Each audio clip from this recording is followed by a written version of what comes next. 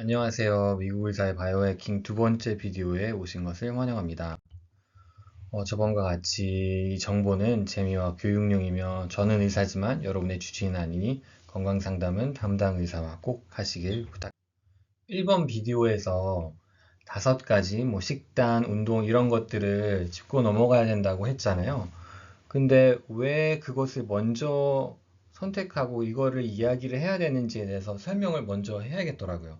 그리고 그거를 설명하기 위해서 기초적인 개념들이 필요하고 이 5가지를 어떻게 설명을 해야 또 다른 분들이 잘 이해하실지 고민하다 보니까 다른 개념들을 미리 설명드려야 된다는 생각이 또 들었어요. 바이오해킹을 보면 진짜 자료가 많아요. 서적도 많고 유튜브도 많고 팟캐스트도 많은데 이게 굉장히 복잡하고 또 여기 안에 소음과 잡음이 진짜 많아요.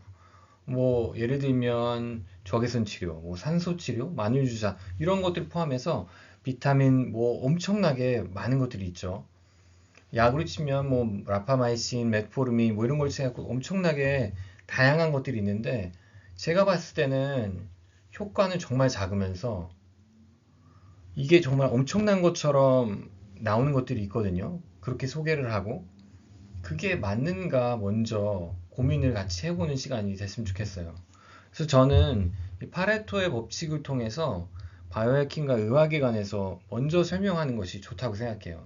이 파레토의 법칙은 뭐냐면 80%의 결과가 20%에서 나온다는 뜻이에요. 이 파레토라는 사람이 이탈리아 사람인데 봤더니 20%의 사람들이 80%의 땅을 가지고 있던 거예요. 그 외에 여러 분야에서 80%의 결과가 20%에서 나온다는 것을 계속적으로 보게 됐죠. 예를 들면 일터에서 보면 이렇게 볼 수 있겠죠. 20%의 정말 일 제일 잘하는 사람들이 그 회사의 80%의 결과를 가지고 온다던가 아니면 20%의 잘 팔리는 물건들이 가게의 80%의 수익을 가지고 오는 이런 경우를 얘기할 수 있겠죠. 그래서 복잡하고 소음이 많은 이 스페이스에 파레토 법칙을 기초 삼아서 그 20% 정말 효과를 가장 많이 가져오는 80%의 효과를 가져올 그 20%가 무엇일까 고민했을 때 저는 그게 식단, 운동, 수면, 정신건강 그리고 필요하다면 약 5가지라고 치는데 이것들을 현대의학이라는 렌즈를 통해서 공부하면 좋을 것이다 라고 생각을 해요. 자, 그래서 이 과학이 어떻게 시작이 되고 의학이 어떻게 시작됐을까 얘기했을 때 현대의학은 저는 뿌리가 그 과학적 방법, 영어로 하면 scientific method에서 시작이 됐다고 생각해요. 이거는 프랜시스 베이컨이라는 사람이 1620년도에 노보 오르가넘이라는 책에서 주장한 방법이에요. 이거는 어떠한 새로운 지식이나 이전의 지식을 모아 통합할 때 그리고 진리에 점점 가까워갈 때 무엇을 사용해야 되냐? 관찰, 측정, 실험, 일반화, 시험 및 가설 이런 것들을 계속 변경화를 통해서 진리에 더 가까워지는 그런 학문적인 방법이에요. 그래서 이 프랜시스 베이컨이 이거를 만든 다음에 의학에 들어봤더니 재밌는 결과가 많이 일어났어요. 그 과학적 방법을 통해서 이제 과학과 의학이 발전하기 시작하는데 미국에서 의사들이 가장 중요시 여기는 가치 중에 하나를 보자면 do no harm, 환자에게 해를 끼치지 않는 그것을 하지 않는 것. 이것이 진짜 중요해요. 이게 히포크라테스 선서라고 이제 의사들이 의사 될 때 하는 선서 있죠. 거기에 포함이 되거든요. 근데 진짜 재밌게도 실제로 히포크라테스 선서의 원문을 보면 이게 나오질 않아요. 근데 이게 나중에 더해진 거죠. 그 이유가 여러 가지가 있는데 그 중에 하나가 의학에 대한 불신, 이게 깔려 있어요.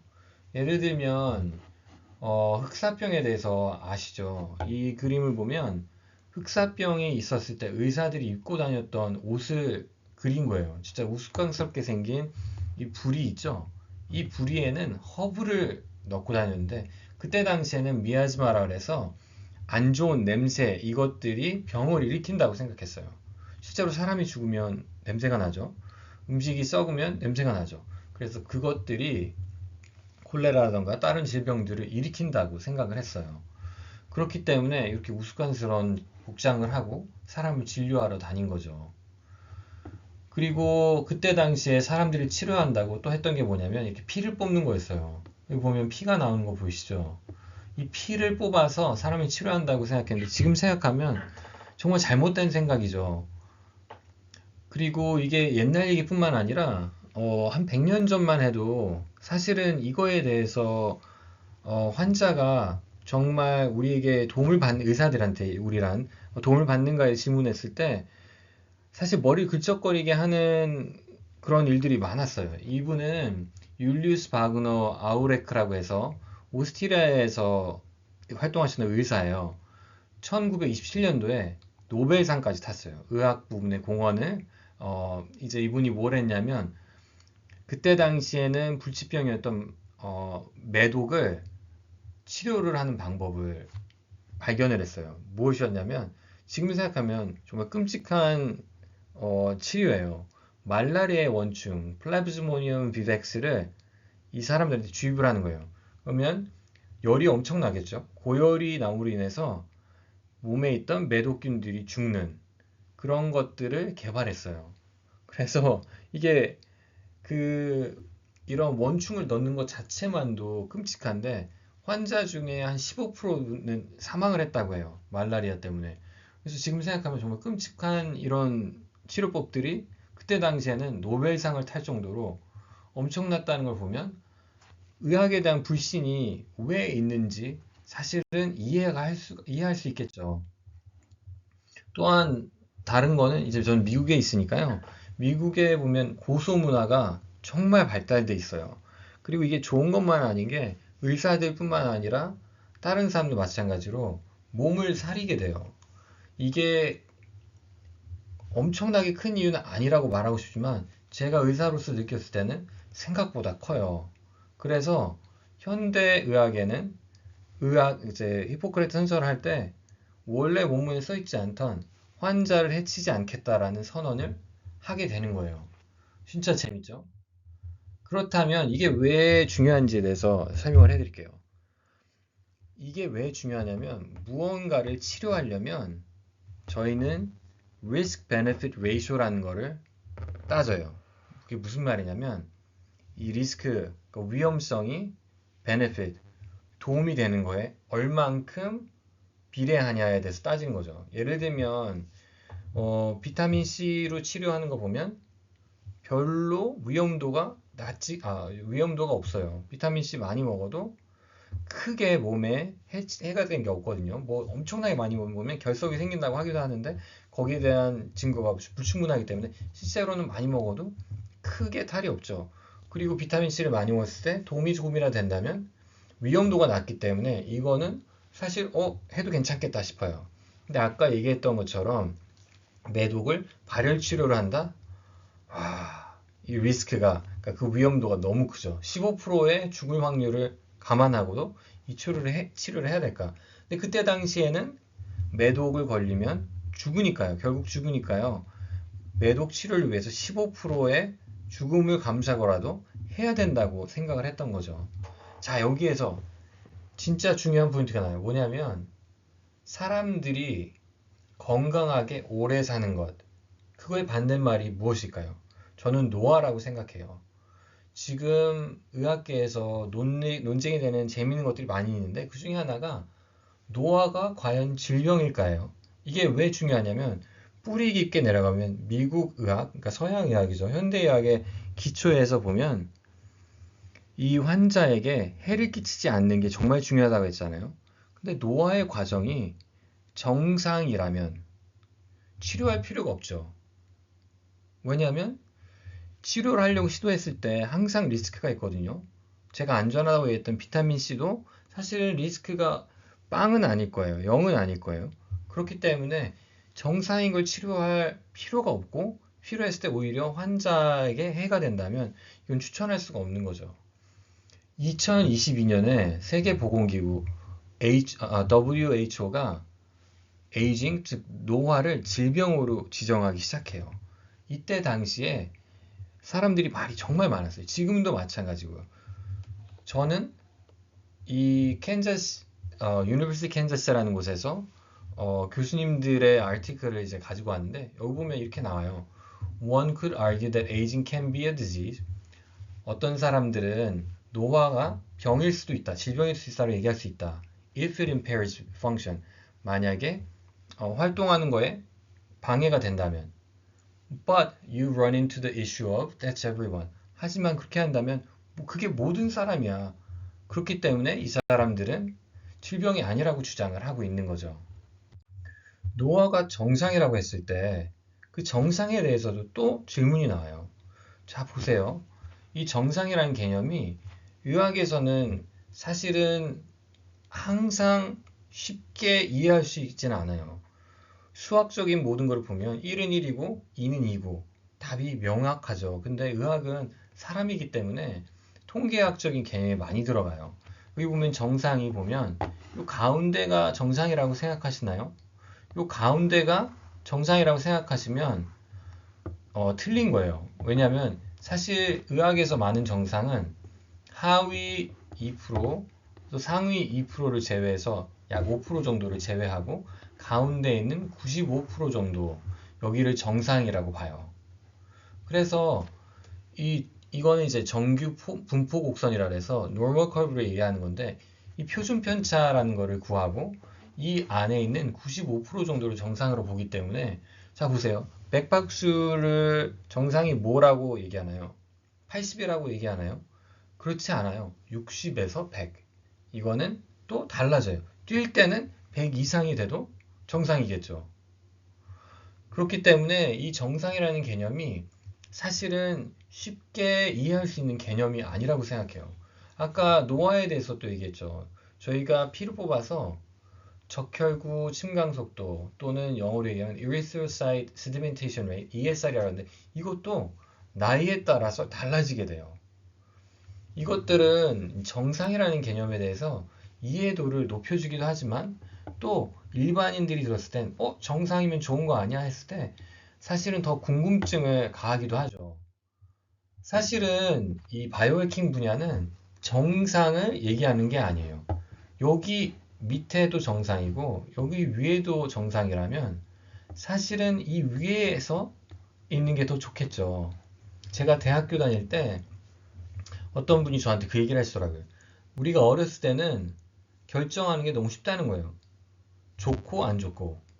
어머니 아버지가 얘기하시죠. 밥 잘 먹어라. 밥을 잘 먹으면 좋은 거고 안 먹으면 잘못된 거죠. 공부 열심히 해라. 공부를 하면 좋은 거고 공부를 안 하면 안 좋은 거죠. 근데 이 정상 범위에 왔을 때는 좋음과 더 좋음으로 나뉘게 돼요. 요 밑에 있다면 안 좋겠죠. 그렇지만 이게 사람의 에너지나 활동력이라 했을 때는 이 밑에 있어도 요 위에 있어도 정상이지만 이 위에 있으면 훨씬 좋은 거예요. 예를 들어 IQ를 얘기해 보죠. IQ가 여기 중간이 100이라고 칠게요. 그리고 요 100 위에가 뭐 120이라고 칠게요. 그럼 여기는 80이겠죠. 그러면 이 표준 편차로 보면 80도 정상, 120도 정상이에요. 하지만 이 80과 120의 차이는 40이 나요. 평균이었던 100을 친다면 100도 물론 정상이지만 우리는 가급적 120에 가기를 원하겠죠. 이게 바이오 해킹의 포인트예요.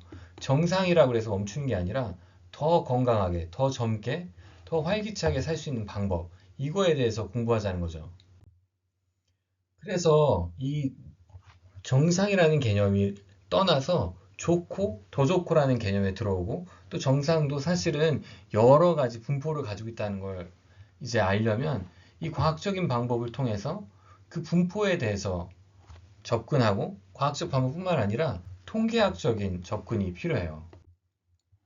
그래서 통계학적인 접근을 하기 위해서 또 하나가 뭐가 중요한 게 있냐면 통계학적 접근을 하기 위해선 논문을 보는 게 중요해요. 논문에서는 이제 어떠한 가설을 세우고 그걸 통계학적으로 분석해서 이것이 통계학적으로 중요도가 높은지 안 높은지에서 얘기하는데 여기에서 얘기하고 싶은 게 또 하나 있어요. 이게 뭐냐면 level of evidence라고 과학적인 논문들을 봤을 때 그 근거가 통계학적으로 근거가 있다고 해서 100% 실수할 수 있다는 게 아니에요.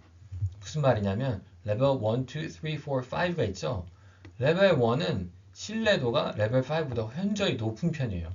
레벨 1도 그래도 저희는 과학자이기 때문에 이게 진리라고 말할 수는 없어요. 저희는 진리에 항상 가까워지지만 레벨 1에 갈수록 진리에 더 가깝고 레벨 5는 진리에 덜 가깝겠지만 레벨 5도 충분히 근거적으로 과학적으로 어느 정도 보여주는 증거인 거예요. 통계학적으로. 그래서 저는 이 테이블을 진짜 좋아해요. 이 어떤 논문이냐에 따라서 이 레벨이 1, 2, 3, 4, 5로 나뉘는데 그 중에서 레벨 A가 있고요.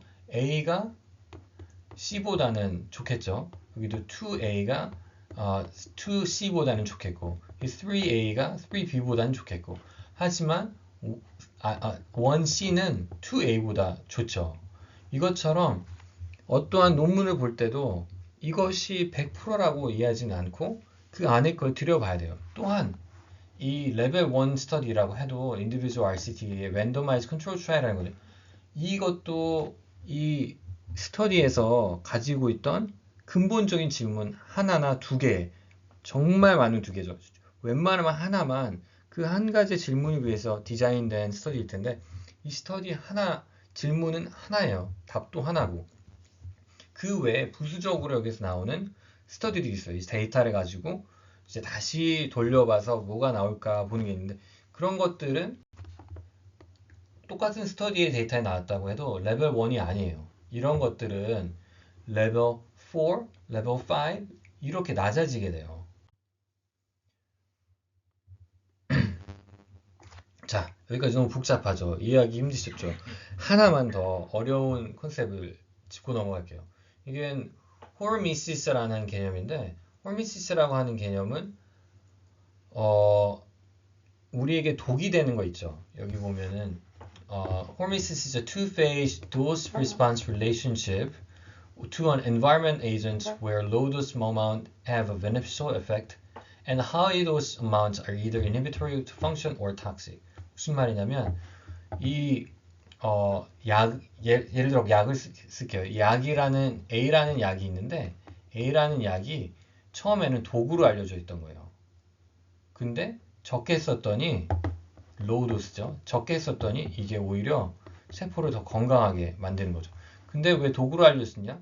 높게 쓰면 하이 도스를 쓰면 몸에 안 좋다는 거예요. 이게 무슨 말을 하고 싶냐면 건강 바이오해킹 이런 거를 보다 보면 사람들이 많으면 더 좋다고 생각을 해요. 근데 바이오해킹은 그런 개념으로 항상 접근하면 안 돼요. 아까 피라미드 사진을 보셨죠? 기초적으로 우리가 필요한 게 있어요. 이러한 기초를 잘 닦아야 되는데 이 기초 중에 가장 중요한 게 뭐냐면 아리스토텔레스의 이 중용사상이에요. 중용사상은 한쪽으로 극단적이게 너무 치우치지 않는 거예요. 예를 들게요. 용기가 너무 많으면 오만, 만용이 되겠죠? 하지만 부족하다면 비겁하게 되겠죠. 또 관대함도 너무 많으면 낭비하게 되겠지만 너무 적으면 인색하게 되겠죠.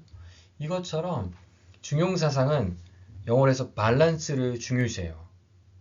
너무 한쪽으로 가지고 않고 너무 한쪽으로 치우치지도 않는. 그래서 건강을 얘기했을 때 그 정상을 아까 그 바이오해킹에서 가장 좋은 예는 아마 운동일 거예요. 자, 저희가 여기쯤 왔으면 좋겠다고 얘기했죠. 운동을 생각을 하면 운동을 너무 많이 하면 부상의 위험이 있겠죠. 운동을 너무 적게 하면 근육이 쇠퇴하고 노화에 더 빨리 들어가게 되겠죠. 즉, 너무 많이 하는 것도 아니고 너무 적게 하는 것도 아니지만 아주 중요한 것은 얼만큼 하냐인 거예요. 여기는 도스라고 얘기했는데 안경 도스라 얘기하는 것처럼 있죠. 그처럼 얼만큼 하느냐 이거를 중요시해서 이거의 근거를 찾아서 봐야 된다는 거예요. 자, 오늘은 얘기한 게 너무 어려우셨죠? 이게 다 이해하지 못해도 괜찮습니다.